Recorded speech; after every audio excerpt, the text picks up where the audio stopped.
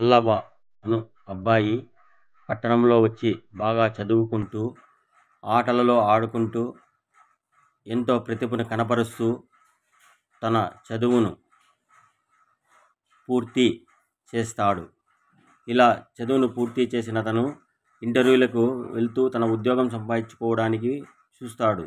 అలా ఉద్యోగం దొరికిపోయేసరికి తన ఫ్రస్ట్రేషన్తో ఊగిపోతూ ప్రశాంతంగా పార్కులో ఆలోచిస్తూ తనదైన రూపురేఖలను సరిదిద్దుకొని బిజినెస్ రంగంలో అంటే వ్యాపార రంగంలో అడుగుపెడి దాంట్లో మంచి స్థానానికి ఎదుగుతూ అంచెలంచెలుగా ఎదుగుతూ తన ఆఫీసుకు బయలుదేరుతాడు. ఆ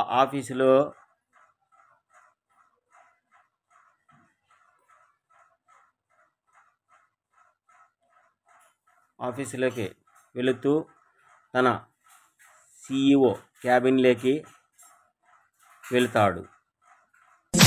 ఇలా ఎదుగుతూ వచ్చినటువంటి వల్లభ తను రోజు ఇంటికి కారులో వస్తూ పోతూ ఉంటాడు.